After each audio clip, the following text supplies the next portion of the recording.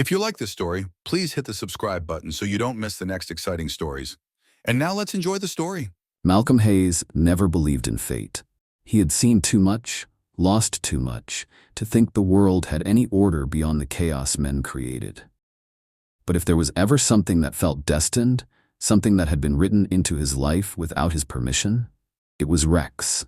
They met in the blistering heat of a military training ground in North Carolina, where Malcolm had just been reassigned to Delta Force's elite K-9 unit. Rex wasn't supposed to be his. In fact, the German Shepherd had already been assigned to another handler, one of those cocky young soldiers who thought war was just another extreme sport. But Rex had other plans. The first time Malcolm walked past his kennel, the dog stood completely still, watching him. Not barking, not whining, just watching. Like he knew something no one else did, like he had already chosen. It wasn't until a week later that Malcolm was given a chance to work with him. The assigned handler had flunked out after Rex bit his arm during a routine drill. They labeled the dog too aggressive and were considering pulling him from the program altogether. That's when Malcolm stepped in. "Let me work with him," he said. The trainer eyed him skeptically. "You sure? That dog doesn't trust anyone. He'll rip your arm off before he lets you touch him." Malcolm knelt in front of the cage, ignoring the warnings. He didn't say a word, just waited. Rex met his gaze through the metal bars.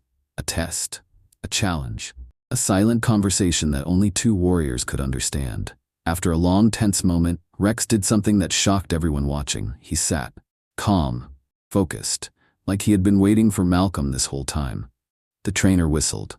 "Damn, looks like he found his man." From that moment on, there was no question. Rex belonged to Malcolm. War was a different kind of beast when you had a partner like Rex. Malcolm had been in the field for 3 years before being assigned to K-9 operations, and in that time, he had learned the hard way that loyalty was a dangerous thing. You could trust your brothers one day, only to watch them bleed out in the sand the next. But Rex never faltered, never hesitated. And in Afghanistan, on a night that should have been Malcolm's last, that loyalty saved his life. It was supposed to be a routine mission: infiltrate, secure, extract. Delta Force had done it 100 times before, but nothing about war was ever routine. They had barely made it into the compound when the first explosion tore through the night. Malcolm hit the ground hard, ears ringing, dust and debris choking the air. The radio was dead, the team scattered, and somewhere in the chaos, a second IED had been triggered. His leg was trapped under the rubble. He couldn't move.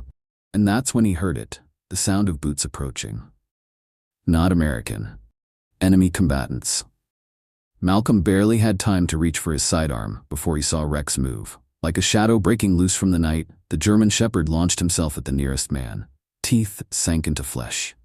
A scream, a struggle. Blood splattered across the dirt.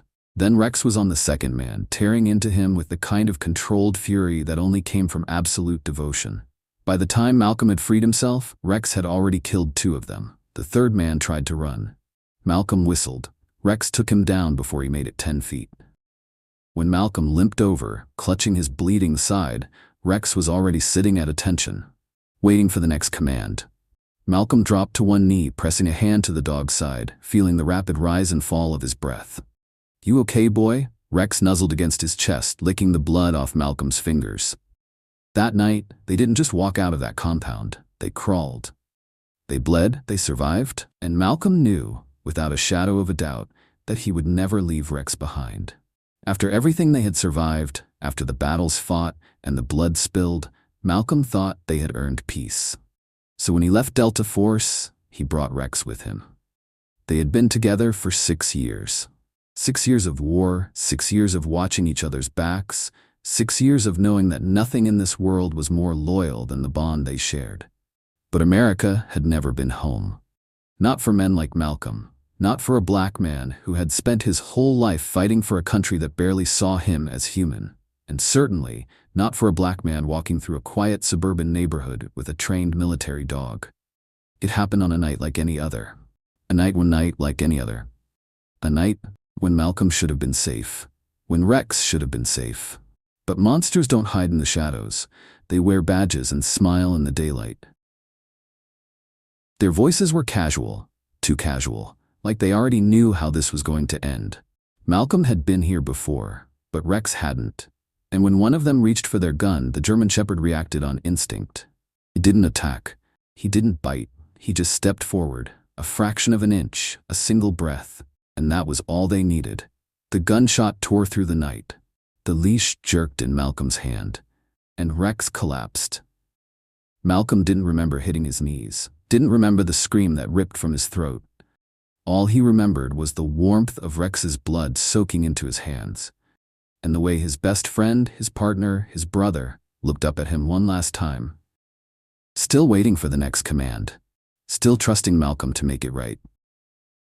But Malcolm was out of commands. He was out of time.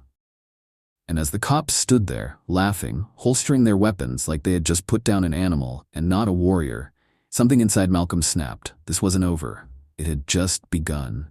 Malcolm Hayes had survived war zones where the air was thick with the stench of gunpowder and death. He had faced men who would slit a throat without blinking, seen bodies left to rot in desert heat, and walked through nightmares most men wouldn't dare imagine. He had endured it all because he had a purpose, a mission, something bigger than himself to fight for. But none of it had ever prepared him for this. He knelt in the street, his hands pressed against warm, wet fur, his fingers trembling as they tried to stop the unstoppable. The blood soaked through his jeans, seeped into his skin, branding him with the last remnants of his only real family. Rex lay in his arms, his powerful body limp, his chest rising and falling in weak, staggered breaths. His ears flickered at the sound of Malcolm's voice, because even now, even at the edge of death, Rex was still listening for him. "Hold on, buddy," Malcolm whispered, his voice raw, cracking, desperate. "I've got you. Just hold on." A low, broken whimper rattled through Rex's throat, his once bright eyes dulling with each second that passed. Malcolm wasn't a man who begged. He had never pleaded, never lowered himself to desperation. But now he pressed his forehead against Rex's, his voice a shattered prayer. "Please, boy, just stay with me." But there was no battlefield medic running to help this time. No backup coming over the ridge. No evac chopper waiting to fly them out of hell. There was only the quiet, the kind of quiet that came when the world had already decided it was done with you. And then Rex exhaled one last time. A breath that wasn't deep enough. A sound that wasn't supposed to be his last. And then he was still. The weight in Malcolm's arms was no longer his best friend, his partner, his brother. It was just a body, a shell of what had been, a cruel, hollow mockery of the fierce, unwavering life that had once burned inside him. Malcolm stared down at the lifeless form, the fur still warm beneath his touch, his brain refusing to accept what his hands already knew. His breath hitched, a low, strangled sound escaping from deep within him, a noise of loss so raw it barely sounded human. Somewhere above him, voices spoke. Distant, meaningless. That thing was a liability. Should have controlled it better. Crazy bastard should be thanking us. We did him a favor. The words didn't register. Not at first. Malcolm was still caught between then and now, between the heat of the desert where Rex had saved his life again and again and this cold, merciless street where no one had come to save Rex. Then a boot nudged his shoulder and reality snapped back into place. A new kind of silence settled inside him. Not grief, not even rage. Something colder. Something that didn't burn, it froze. Slowly, deliberately, Malcolm lifted his head. The two cops stood over him, smirking like they had done nothing more than take out a piece of trash. Gregory Calloway and Anthony Miller. Names Malcolm would never forget. He didn't rise yet, didn't speak. Because if he moved now, he wouldn't stop. If he so much as twitched a muscle, he would tear them apart with his bare hands. And that wasn't what this moment was for. This moment was for remembering. For etching every detail into his mind. The way Calloway stood with his arms crossed, his weight shifted slightly to one side, that smug little tilt of his mouth that said he thought he was invincible. The way Miller still had his gun out, like he wanted an excuse to use it again. The way the streetlight flickered above them, casting jagged shadows across their uniforms. Their armor, their shields, their protection from a world that never held them accountable. They didn't know who they were looking at. They saw a broken man, a black man in pain, a nobody. They had no idea. They had just declared war on a soldier who had already lost everything. Calloway chuckled, nudging Rex's lifeless body with the toe of his boot. Guess it wasn't so tough after all. That was the moment Malcolm decided. This wasn't something he could report. Wasn't something he could take to court, hoping for a shred of justice in a system that had never been built for men like him. This wasn't about the law. This was about vengeance. He let out a slow, steady breath, forcing his body to obey, forcing himself to stay on his knees, hands limp at his sides, shoulders heavy with a grief that masked the storm building beneath. Miller smirked. "You got something to say, tough guy?" Malcolm looked at him, really looked at him, memorized his face, the exact shade of his eyes, the faint scar along his chin, every detail he would one day use to break him apart. Then he exhaled and shook his head. No. And for the first time in his life, he lied. That night, Malcolm carried Rex home, not in a body bag, not in the back of a truck.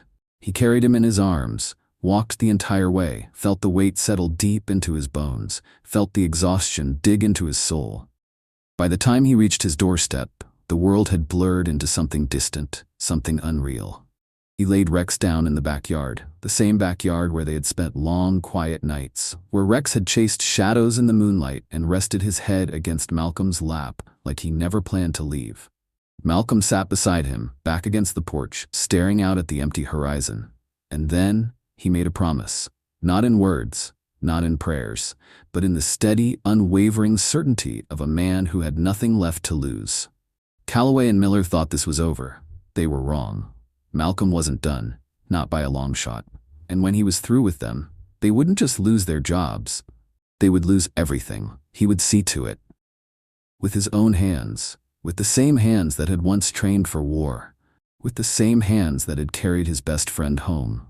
Malcolm closed his eyes, inhaling slow and deep one last time. And when he opened them again, the soldier inside him, the one who had fought and bled and survived the worst kind of hell, was awake again. This wasn't about justice. This was about the reckoning, and he was ready to deliver it. Malcolm had buried men before.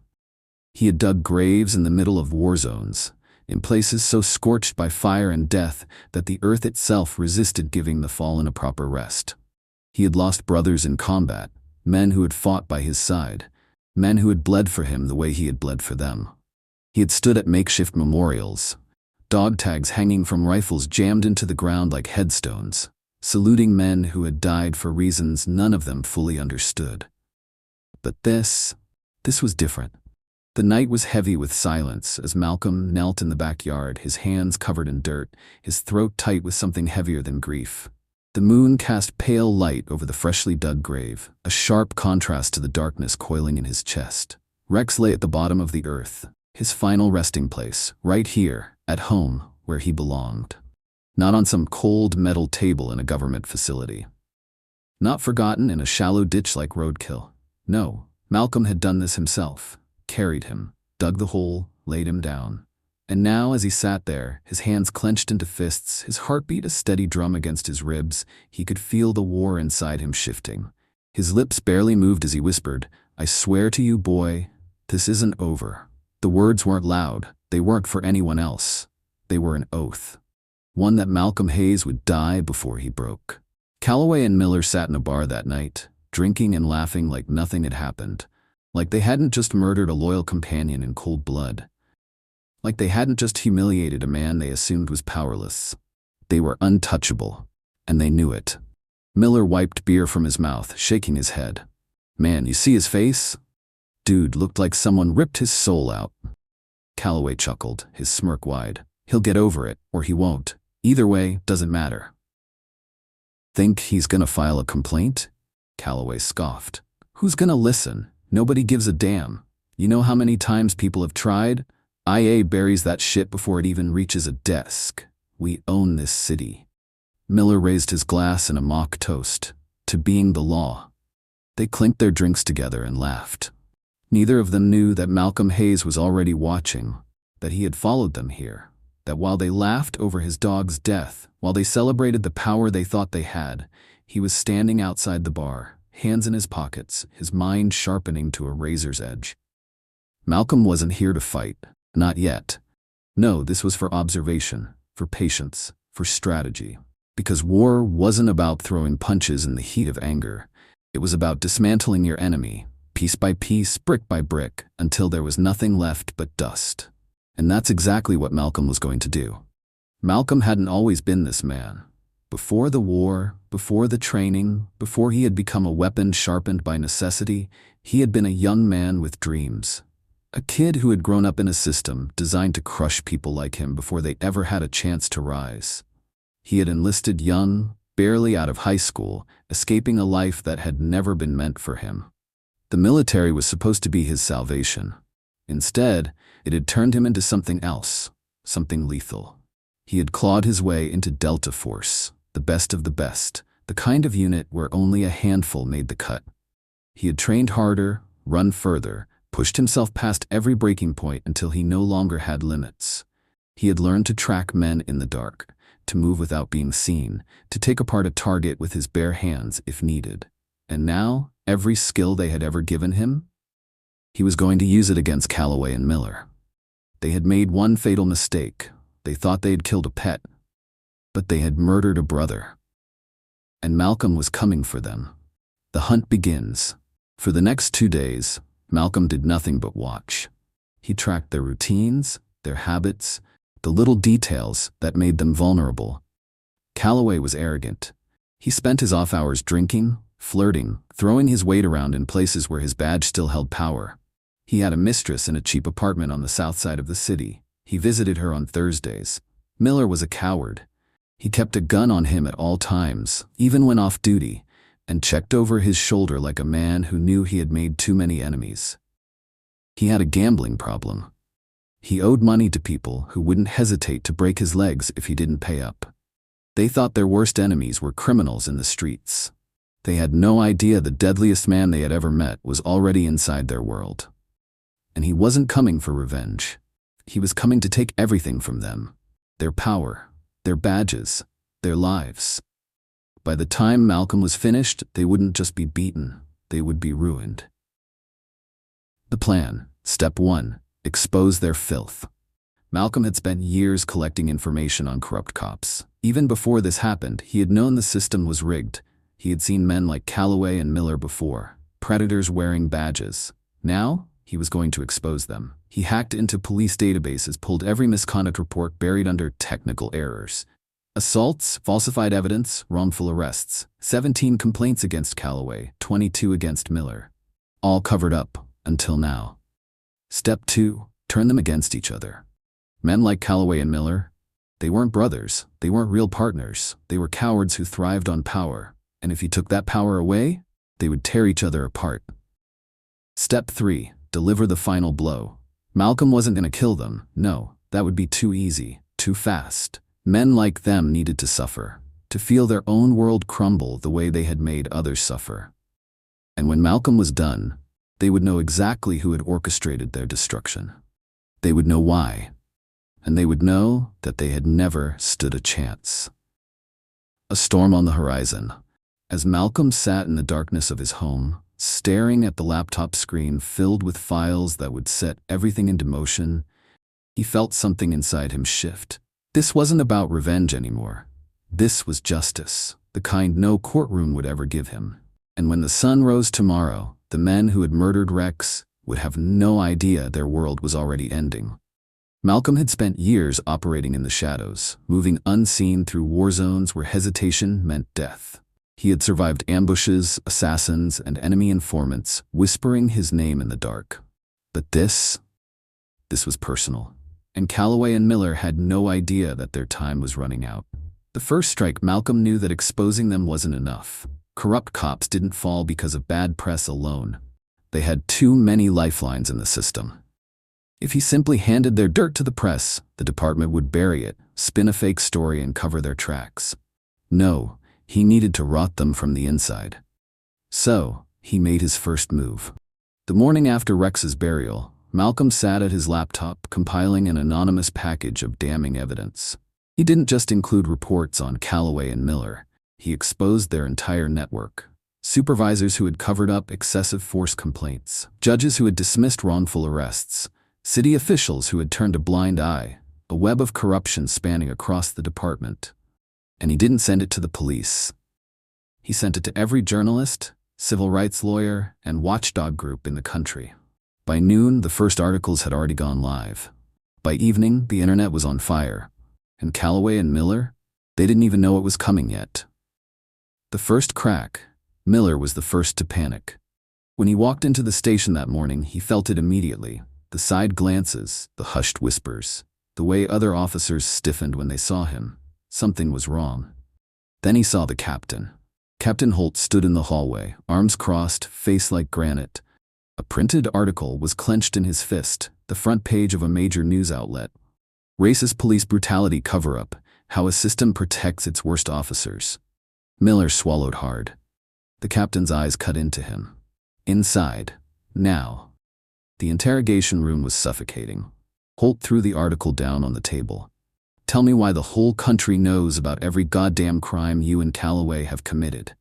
Miller opened his mouth, then shut it, because he didn't have an answer. He had spent his whole career getting away with this. So had Calloway. They had the system backing them, protecting them, erasing their sins. This wasn't supposed to happen. This wasn't possible. Holt's nostrils flared. We have IA crawling all over us. The mayor is demanding an internal investigation. The press is camping outside. You better start talking, Miller. Miller's pulse pounded in his ears. This was bad. Really bad. And worst of all, he had a gut feeling about who was behind it. Malcolm Hayes. Calloway feels the heat. By the time Calloway arrived at the station, his badge already felt heavier. He had seen the headlines, the reporters outside the precinct, the way the department was suddenly trying to distance itself from him. And for the first time, he was afraid. He found Miller sitting in the locker room, staring at the floor, hands clenched. Calloway smirked. You look like you saw a ghost. Miller didn't answer. Calloway rolled his eyes. Relax. It's a smear campaign. It'll blow over. Miller snapped his head up, eyes wild. You don't get it. They're turning on us. The department. IA? Everyone. They're looking for someone to blame. Calloway waved him off. Nobody can touch us. But he was wrong. So wrong. Because Malcolm was just getting started. The setup. Malcolm didn't need Calloway and Miller to be scared. He needed them to act. Because fear made arrogant men reckless, and reckless men made mistakes. That night, Malcolm staged his next move. A fake tip-off was sent to Internal Affairs, linking Calloway to a dirty money scheme. A fake witness testimony was leaked, accusing Miller of planting evidence. The next morning, Calloway's phone rang. IA wants to see us. Miller's voice was tight with panic. Calloway cursed under his breath. The walls were closing in. And Malcolm? He was watching it all unfold. The breaking point Internal Affairs was already inside the precinct, pulling files. Officers who used to look up to Calloway and Miller now avoided them like a disease. The captain's voice was razor-sharp. You two are about to be the scapegoats for every goddamn problem in this department. So unless you want to go down alone, you'd better tell me what the hell is going on. Calloway felt something in his chest tighten. They were losing control. Someone set us up, he hissed. The captain raised an eyebrow. And who do you think that is? Calloway's jaw clenched. Malcolm Hayes. A war they would win that night, Calloway sat in his car, parked in a dark alley. His hands shook. He had never been hunted before, never had to look over his shoulder, never had to wonder if he was going to make it out of this. And the worst part? He knew. Malcolm wasn't done. Miller's voice crackled through the phone. What do we do? Calloway exhaled shakily. We hit first. But Calloway didn't understand one thing. Malcolm was counting on them to come after him. And when they did, they were walking straight into their own graves. The trap is set. Malcolm sat in his house, watching the security footage. Calloway and Miller had just pulled up outside. They thought they were coming for revenge. They thought they were in control. They thought Malcolm was just a man they could intimidate. But Malcolm Hayes was not just a man. He was a soldier, a warrior. And tonight, the hunters were about to become the hunted. Malcolm had spent years surviving the worst the world had to offer, but nothing had ever cut him this deep. Rex had been more than just a dog. He was a brother, a partner, a lifeline in the darkest moments. And now, he was gone. Killed by men who had treated his life as disposable, the same way they had treated countless others. That could not go unanswered. The system had let them walk free too many times. But Malcolm wasn't part of the system. He had spent his life dismantling power structures just like this. And now, Calloway and Miller were about to learn what it felt like to be powerless. The moment of panic, inside the precinct, Calloway's world was unraveling. Everywhere he turned, the whispers followed. He could see it in their eyes, the slow shift from fear to disdain. He wasn't untouchable anymore. Miller was pacing beside him, jaw clenched, breath sharp. "They're setting us up," he hissed under his breath. "IA has our files. The captain won't even look at us." Calloway forced a smirk. "Let them dig. They won't find anything." But the words felt hollow, because he knew something was different this time. Someone had the receipts, the pressure mounts. The media wasn't letting this story die. The articles kept coming. Every headline was another nail in the coffin. Leaked reports expose officers with dozens of complaints. Calls grow for the firing of Calloway and Miller. Victims speak out, a pattern of abuse. Then came the protests. Every day more people gathered outside the precinct, chanting, holding signs. It wasn't just about Rex anymore. This was bigger. The pressure was building, and Malcolm was behind it all. Calloway and Miller make their move. Calloway couldn't take it anymore. They had to do something. That night, he and Miller pulled up outside Malcolm's house. Lights off, voices hushed. They weren't here to talk. They wanted to scare him. They wanted to put him in his place. But the moment they stepped onto his porch, the security lights flicked on. A voice rang out. "I wouldn't do that if I were you." Malcolm stood at the top of the steps, arms crossed, his expression unreadable. Calloway smirked, trying to regain control. "Big man, huh? You think you're winning?" Malcolm tilted his head slightly. "I think you're sweating." Miller's fists clenched. "You don't scare us." Malcolm exhaled slowly. "I don't have to. You're already scared." He took a slow step forward, his eyes locked onto theirs. "You feel it, don't you?" His voice was low, steady, that sinking feeling, the one that tells you the walls are closing in. Calloway's smirk faltered. "Tomorrow you'll wake up and it'll be worse. More leaks, more evidence, more people calling for your badge." Malcolm took another step, "and you'll realize something." Miller swallowed hard. "You'll realize no one's coming to save you." Silence stretched between them. Calloway scoffed. "You think you're some kind of hero?" Malcolm shook his head. "No, I'm just a man who's not afraid of you." That was the final blow, because that's what they thrived on, fear. And now, standing in front of the man whose life they had tried to ruin, they saw the truth. Malcolm wasn't afraid, but they were, and that fear was about to swallow them whole. The collapse begins. The next morning, the breaking point came. Calloway and Miller were officially placed under investigation. The captain's voice was ice cold as he read the statement. "We take allegations of misconduct seriously. Effective immediately, officers Calloway and Miller are suspended pending a full investigation." Miller shot up from his chair. "You can't do this." The captain didn't even look at him. "You're lucky it's just a suspension. If half of what's being reported is true, you'll be in handcuffs soon." Calloway felt his breath catch. This wasn't how it was supposed to go. But the department wasn't protecting them anymore. They had become liabilities. And in this world, liabilities got thrown away. The final blow. Malcolm watched the press conference from home. He didn't smile, didn't celebrate, because this wasn't over. Not yet. He turned his attention to his laptop. There was still one last piece to play. The court of public opinion had spoken. The department was backing away. But Calloway and Miller, they needed to face real consequences. Malcolm clicked on the file. Inside were records of illegal arrests, falsified reports, planted evidence. Enough to put them behind bars. He sent it. Not to the press, not to the department, but to the Attorney General. And with one final keystroke, Malcolm ensured that Calloway and Miller weren't just losing their jobs, they were losing their freedom. The reckoning. A week later, Calloway and Miller sat in a courtroom, their lawyer whispering furiously in their ears. It didn't matter. The charges were stacked against them. Official misconduct, civil rights violations, unlawful use of force. And at the center of it all, Malcolm Hayes.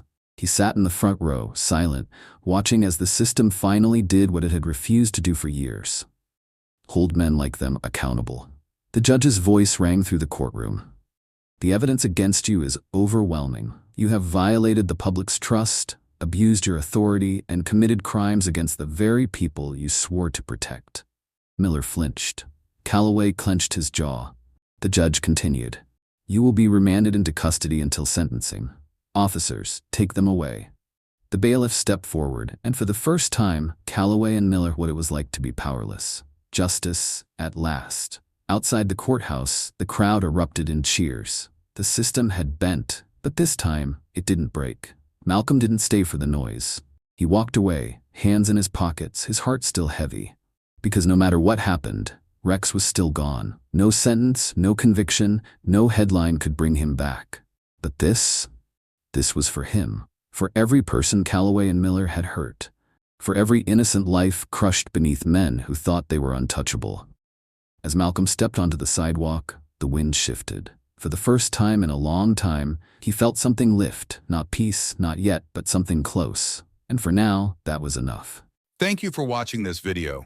If you enjoyed it, please support me by clicking the logo in the bottom right corner to subscribe to my channel. This way, you won't miss any of the exciting stories coming up. Thank you so much.